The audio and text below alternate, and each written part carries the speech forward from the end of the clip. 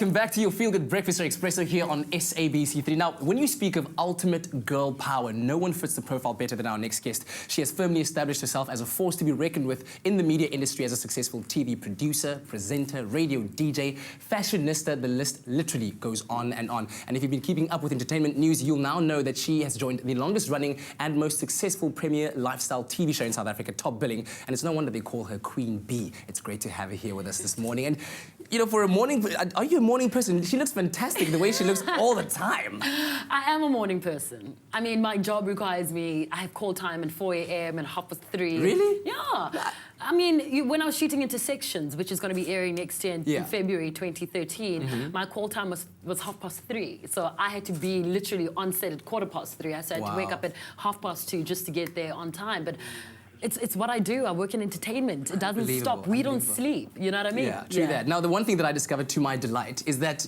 Bonang and I actually reconnected in some other way. You know what I'm saying? She's from Mafikeng. Yes. I'm from Itoseng, and that's like literally neighboring, towns, if you will. Exactly. Tell me about where all of this started for you. I know that you started at a very young age, at like 14 or something. Where did all of this presenting thing start from? I mean, Itoseng is like 30 kilometers from Mafikeng. I was born in Unit 8, Mafikeng.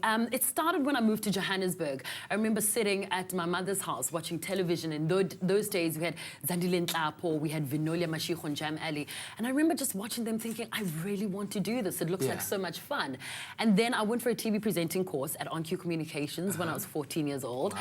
And then I went to numerous auditions, and I started doing kids, shows on SABC2, SABC1. Yes. But I think my break came when I did the Friday night music show on SABC1 called Live. Of course, that was huge. And that kind of turned me into a household name. But slowly but surely, everything else came off of just me being on that show. But it was just something I decided to do a very long time ago. Just like a very long time ago, I said to myself, I'm going to be on Top Billing when I'm 25. And it's happened. Right there, you called it. But I think about Ana was it one, and I can't almost one or two come and speaking go Unit 80. I was it one. Yes, the chocolate about like is it a sin like as a makapa.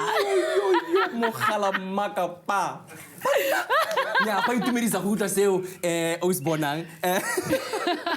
But I mean, in a large way, you're a symbol of success to many young women across the board. Thank you. What does it take to be Bonang Matheba, to be succeeding at the level that you are right now? It takes my supporters. Bonang is not Bonang without the people that tweet me and, Facebook me and watch the shows and buy the magazines and listen to the interviews and wake up in the morning to watch Expresso. That's what makes Bonang. Yeah. And, because they give 110% of themselves to support me and my craft, I've always said to myself, I'll make that extra effort because they deserve it. Wow. And it's the people that I kind of bump into every single day. Bonang, you inspire me. Thank you for holding on. Thank you for showing me that I can be whatever it is. And I think you just managed to hold yourself to the ground as well, because I mean, you're all chilled out about my mom is a Tswana woman. That ain't gonna fly.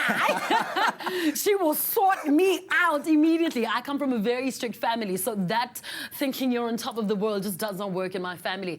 I come from a family of academics, doctors and professors and lawyers and, just people who are just so focused. So, I'm the first kind of media personality in my family. So, it's kind of new to them. So they're not gonna allow me to fly all over the place. Let's talk about your mom. You once cited her as one of your biggest inspirations. Why is that?